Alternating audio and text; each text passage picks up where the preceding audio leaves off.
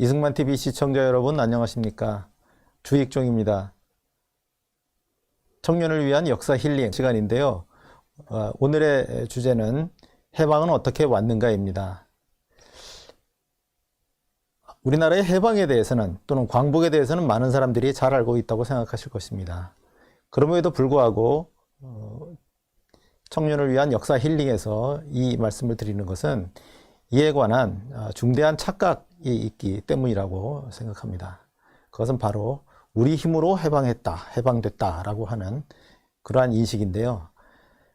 대표적으로 올해 8월 15일 그러니까 제73회 광복절에 문재인 대통령이 경축사를 할 때 단적으로 드러났습니다.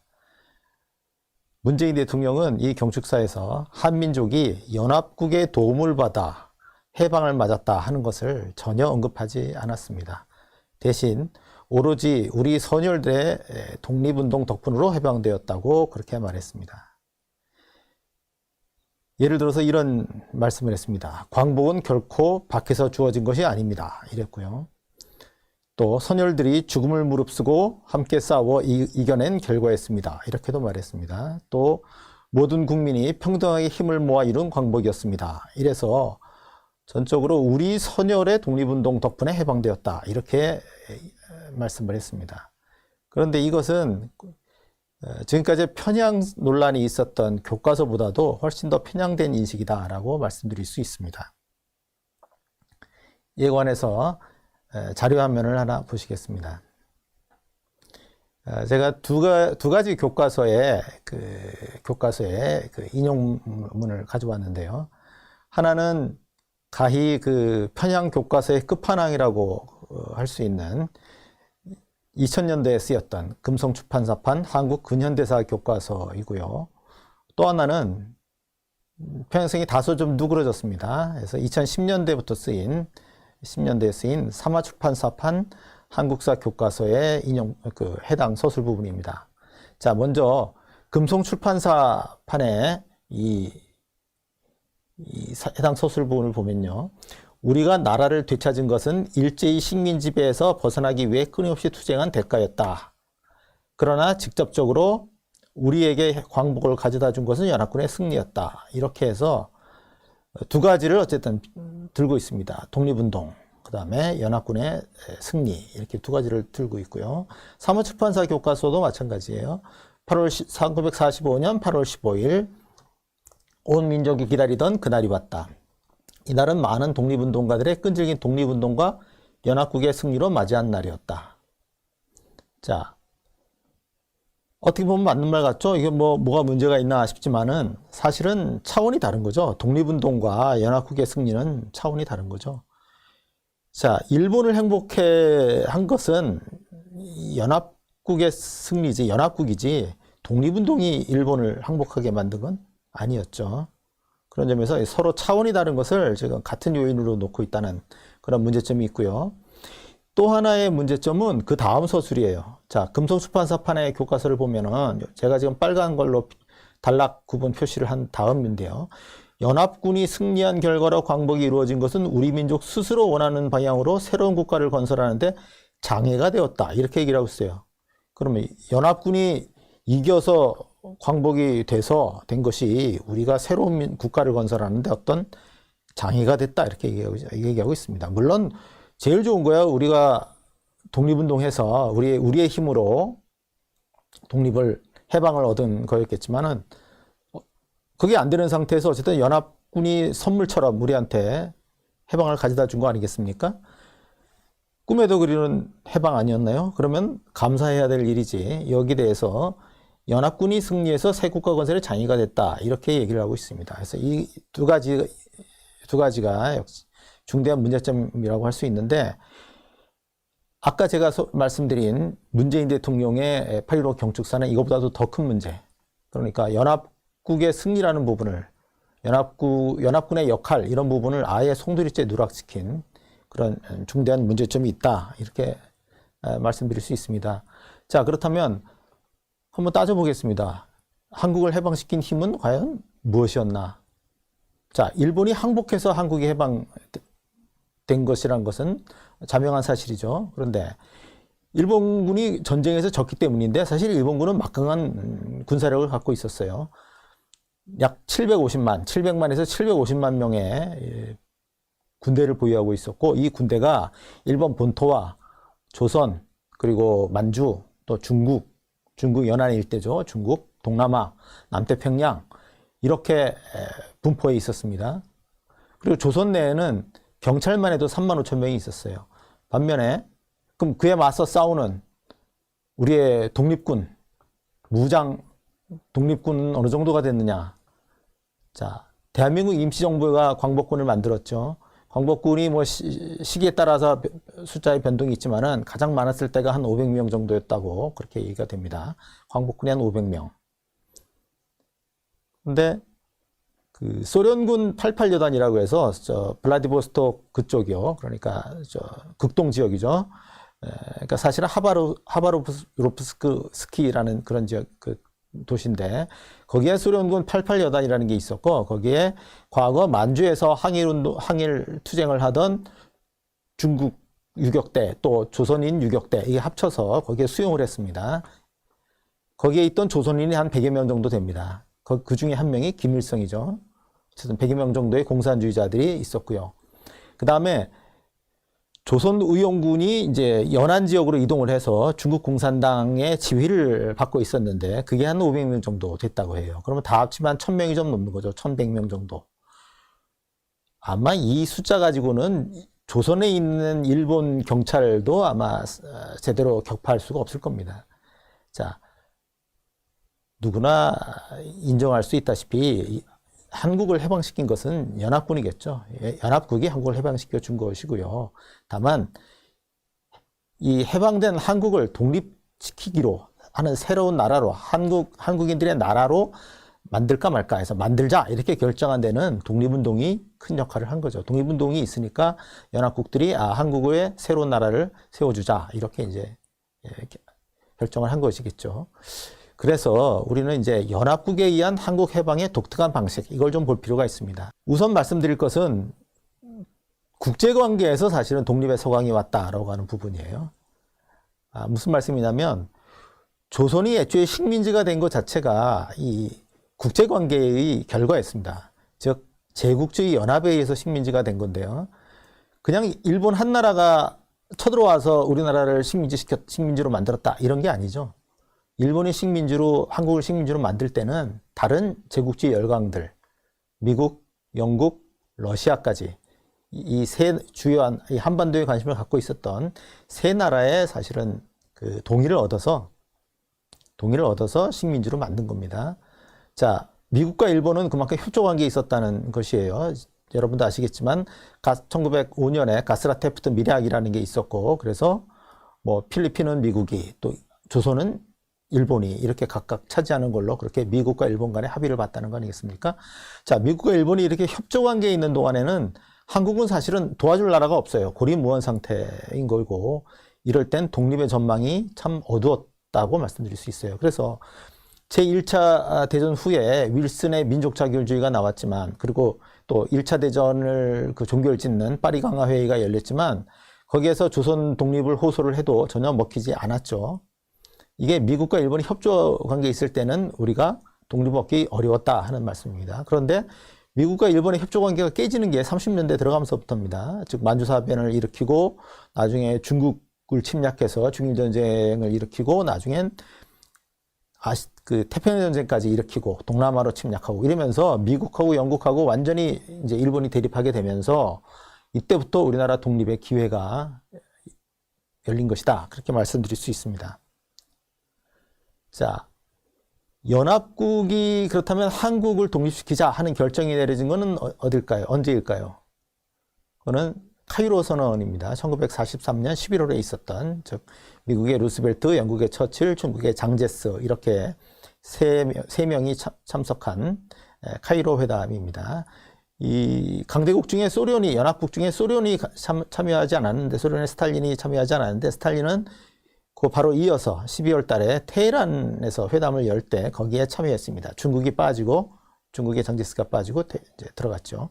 그런데 카이로 회담에서 중요한 한국과 관련해서 중요한 그 결정이 내려지고 그것이 카이로 선언에 담겨집니다. 자료 화면을 좀 보시겠습니다. 카이로 선언에는 유일하게 특정한 나라, 한 나라에 대해서만 그 나라를 독립시킨다 이런 얘기가 있습니다. 바로 한국, 조선인데요. 이렇게 서술이 되어 있습니다. 3대국은 조선인민의 노예 상태에 유의하여 적절한 과정을 거쳐서 조선이 자유롭고 독립적으로 될 것임을 결정한다. 너무나 명백한 문장이죠. 미영중 3대국은 조선인민의 노예 상태, 그러니까 일본의 식민지가 되어 있다는 거죠. 그거에 유의해서 조선이 자유롭고 독립적으로 될 것, 즉 조선을 독립국으로 만들겠다, 만든다는 데 동의한다, 이런 얘기입니다. 다 이해하기 쉬운데 단 하나, 적절한 과정을 거쳐서, 이런 말이 있습니다. 이게 무슨 뜻일까? 이게 문제가 되겠죠. 이게 원래 초안에는 가장 빠른 순간에 이렇게 이제 돼 있었는데요. 이제 회담을 하다 보면 나중에 이제 최종 선언문 날 때 계속 고치지 않겠습니까? 그래서 적절한 순간에 이런 말로 바꿨다가 나중에 적절한 과정을 거쳐서, 영어로는 in due course인데요. 적절한 과정을 거쳐서 이렇게 이제 바뀌었고요. 이것은 미용중소 4개국의 공동관리, 즉 신탁 통치를 의미하는 것이었습니다. 조선을 미용중소 4개국이 공동관리한다는 방안인데 이건 누가 제안을 한 거냐? 미국이 제안을 한 거예요. 그럼 미국은 왜 이 제안을 했느냐? 바로 이것은 태평양 전쟁의 그 전쟁의 지정학을 좀 살펴봐야 한다 하는 것입니다. 왜 이런 말이 들어갔는지, 또는 왜 4개국의 공동관리, 신탁 통치를 제안하게 됐는지 하는 것은 전쟁의 지정학을 살펴봄으로써 이해할 수가 있다 하는 겁니다. 자, 자료 화면을 하나 보시겠습니다. 구글 어스 지도에서 그 지도를 캡처를 해온 건데요. 이게 이제 여기에 흰 화살표로 이제 표시를 한 거는 일본의 침략 방향입니다. 침략 방향이고요. 노란 선으로 표시를 한 것은 이제 그 미군의 반격 방향이에요.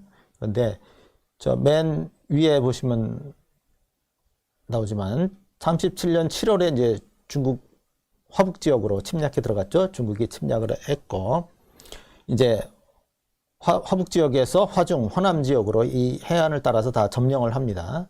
중국은 내륙으로, 중국 국민당 정부는 내륙으로 피신을 해서 거기서 이제 항전을 계속하는 거죠. 물론 이 넓은 지역을 일본이 직접 다 통치하지는 못하고 점과 선이라 그래서, 점은 대도시입니다. 대도시를 장악하고, 또 점들을 연결하는 선, 즉 철도 연선이죠. 철도 연선 지역을 장악하는, 이런 식으로 일본이 이제 점령을 했던 것이고요.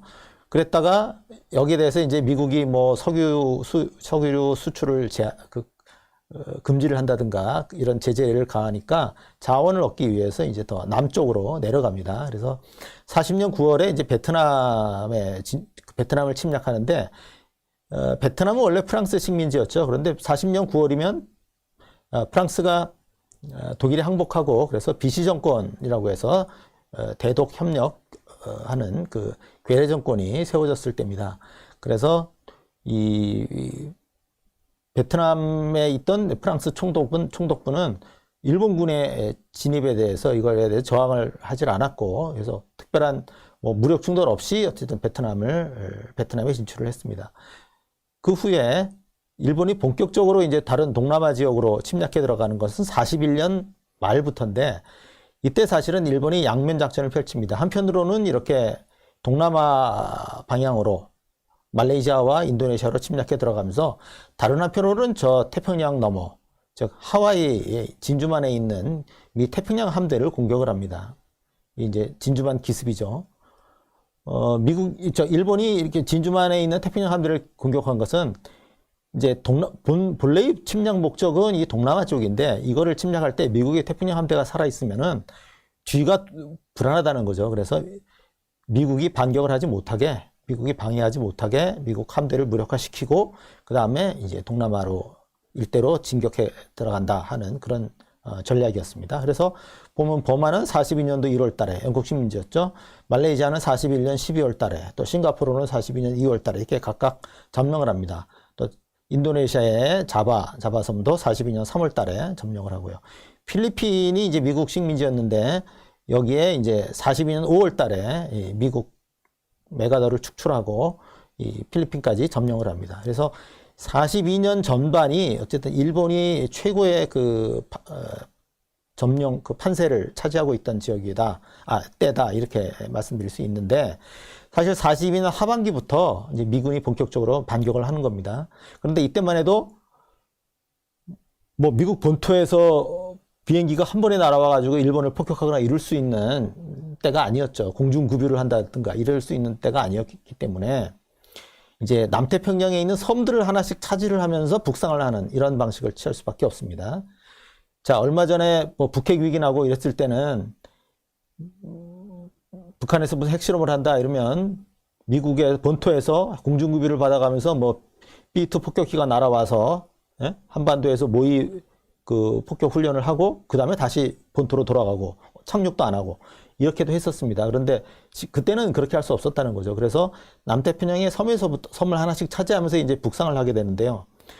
43년도 2월 달에 이제 솔로몬 제도라는 것을 차지를 했습니다. 이제 미군이 과달카날 전투에서 6개월간의 치열한 전투에서 승리를 해서 이 솔로몬 제도를 장악을 했고, 더 북상해서 이제 44년도에 들어와서 사이판, 또 45년도에 들어와서 필리핀, 그 다음에 45년도에 이오지마라고 하는 유황도라고 하는 섬, 또 오키나와라는 섬, 이렇게 이제 차지를 하게 됩니다. 자, 43년도 경이 되면 이미 전세가 미국 쪽으로 이제 기울기 시작한 때인데, 이때쯤 해서 사실은 43년도 11월 달에 아까 보신 카이로 선언이라는 것이 나왔던 것이죠. 그런데 자, 미군의 북상 방향을, 미군이 이렇게 북상하면서 일본군을 격퇴할 수밖에 없는데, 이렇게 하다 보면은 어떻겠습니까? 조선을 먼저 해방시키겠습니까? 아니면은 일본을 먼저 일본을 먼저 점령을 하겠습니까? 미군이. 당연히 본토 결전, 본토 점령이 먼저겠죠. 근데 미국의 입장에서 보면 이렇게 미국이 일본군과 싸우면서 본토에서 결전을 벌이는 동안에 소련군이 내려와서 쉽게, 소련군 내지는 중국군이 쉽게 한반도를 차지할 수 있다, 이런 겁니다. 그렇게 되면 한국과 만주는 완전히 소련의 세력권이 될 가능성이 크다는 거고요. 그래서 그걸 막기 위해서 연합국의 한반도 공동 점령과 신탁 통치 방침을 결정했던 것입니다.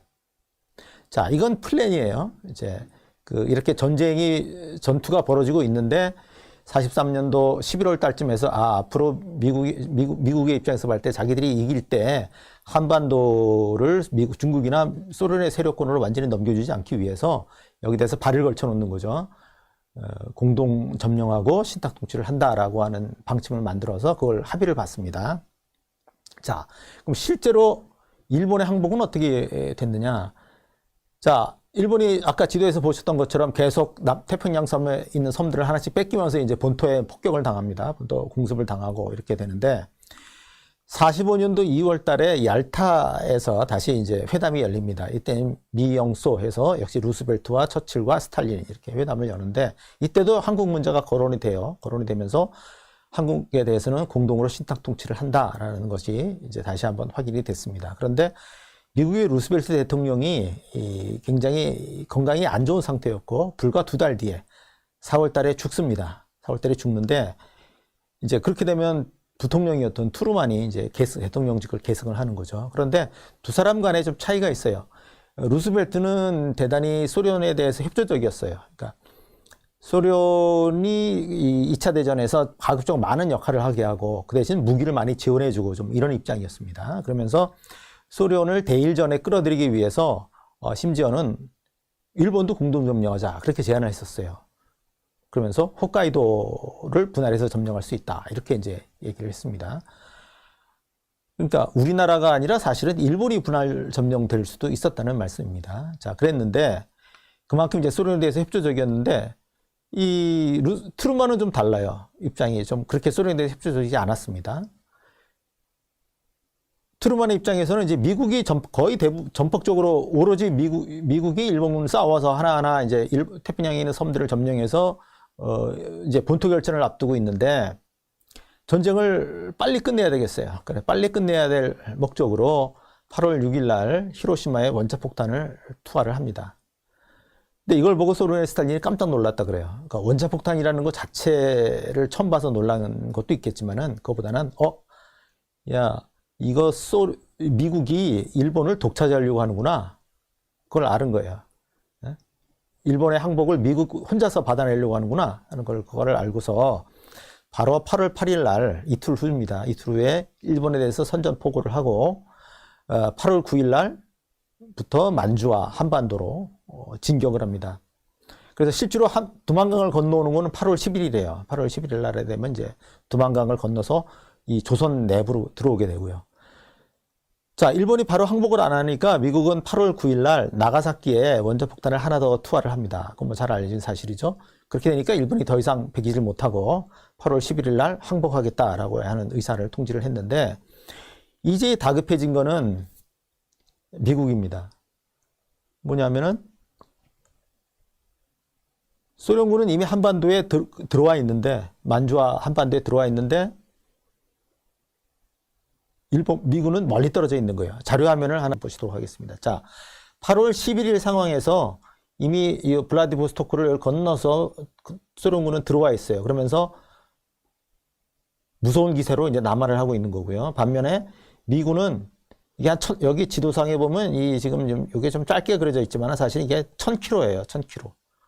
그러니까 이 지도상에서 거는 것보다 훨씬 더 깁니다. 1000km나 떨어져 있고 배로 이동을 한다 그래도 한참 걸립니다. 자, 이런 상태라서 미국은 소련군의 남하를 저지를 할 필요가 있었어요. 그래서 급히 군사 점령 작전의 분계선으로 38선이라는 거를 잡아서 그걸 소련에 제안을 합니다. 이게 8월 11일 밤늦게 결정을 해서 제안을 했고요. 소련이 그거를 8월 14일, 그러니까 8월 8일로 바로 전에 그걸 선선히 수락을 합니다. 소련으로서는 뭐 한반도 끝까지 다 점령할 수도 있지만 굳이 그렇게 할 필요가 없는 거예요. 왜냐하면 지금 다른 곳에서 뭐 동유럽도 그렇고 또 일본도 사실은 그 약속이 아직 깨진 건 아니었어요. 일본의 공동 점령도 깨진 건 아니었고 세계 곳곳에서 지금 전리품을 얻을 곳이 많이 있었기 때문에 굳이 한반도를 독차지하겠다 이렇게 욕심을 부리지 않고 소련이 그를 선선히 수락했고 그렇게 해서 38선의 분할 점령이 이루어지게 됐습니다. 자, 정리를 해보면요. 한국의 해방은 연합국의 일종의 선물이라고도 할 수 있습니다. 독립운동 덕분에 일본이 항복한 게 아니고 독립운동 때문에 일본이 항복한 게 아니죠. 그렇기 때문에 일본의 항복 소식에 임시정부의 김구가 한국이 한 것이 없다, 큰일 났다 이렇게 이제 한탄을 했다는 이야기도 있는 거고요. 그 다음에 뜻으로 본 한국 역사라는 책을 썼던 함석헌 선생도 해방이 도둑처럼 왔다. 이런 말도 했습니다. 그러니까 독립운동을 해서 만약 우리가 해방을 얻은 거라면은 언제쯤 해방을 얻을 건지 알 수 있겠죠. 그런데 그게 아니기 때문에 해방이 도둑처럼 조선인들에게 있어서는 도둑처럼 왔다. 이렇게 이제 받아들여지게 되는 것이고요. 그렇다고 하면은 사실 이게 선물이니까 사실 우리는 감사하게 받아야죠. 감사하게 받고 그 부분에 대해서는 예를 들어서 해마다 광복절이 되면 연합국에 대해서도 감사의 뜻을 표해야 되겠죠. 그런데 그럴 줄 모르고 이게 내 업적이다. 내가 독립운동을 해서 해방이 된 거다. 이렇게 주장하는 거는 그 루신의 아큐정론에 나오는 아큐식의 정신승리법이다. 이렇게 말씀드릴 수 있습니다. 자, 정신승리라는 게 현실을 깡그리 무시하고 자기한테 편리하게 해석을 하는 거죠. 뭐 거기 아큐라는 주인공이 뭐 어떤 사람한테 얻어 터지면서도 이건 자기가 아들뻘 되는 사람한테 만든 거고 이거는 자기가 아들뻘을 때릴 수는 없지 않느냐. 그러니까 자기는 이게 결코 만든 게 아니다. 뭐 이렇게 해석을 했다고 하는데 바로 우리 힘으로 해방됐다. 이런 것은 현실하고 전혀 동떨어진 아큐식의 정신승리라고도 할 수 있습니다. 그 다음에 또 하나 저희가 유의해야 될 것은 미국이 일본을 제압했는데 그러면서 바로 그 덕분에 한반도에서 미국이 영향력을 행사하게 됐고 그래서 여기에 결과적으로 보면 분단이 됐지만은 분단국으로나마 자유민주 독립국이 수립될 수 있었다고 하는 겁니다. 자, 만약 전쟁의 전개 방식이 전혀 달라서 소련군이 밀고 내려와서 일본군을 패퇴시키면서 해방을 시켰다라고 하면은 여기는 완전히 한국은 조선은 완전히 소련의 치하가 됐을 것이고 당시 소련의 공산주의 체제를 따라서 공산주의 국가가 됐겠죠. 이런 자유민주주의 체제로서 그런 번영을 누릴 수 없었을 겁니다. 자, 이렇게 본다면 결국은 우리가 이 한국이 식민지가 되었다가 이 해방이 되는 이런 과정을 통해서 국제관계라는 것이 얼마나 무서운 것인가, 국제관계라는 것이 얼마나 엄중한 것인가를 사실은 우리가 되새길 필요가 있습니다. 우리가 해방이 우리 힘으로 됐다는 식으로 그렇게 해서 국제관계의 중요성을 인식하지 못하고 스스로 자만에 빠진다거나 자대하는 것은 매우 위험한 일이라고 할 수가 있습니다. 국제관계의 무서움, 또 국제관계의 엄중함에 대해서 우리가 다시 한번 인식하는 계기가, 우리가 해방을 볼 때 다시 한번 그 국제관계의 엄중함을 깨닫는 계기가 됐으면 하는 그런 생각입니다. 예, 경청해 주셔서 감사합니다.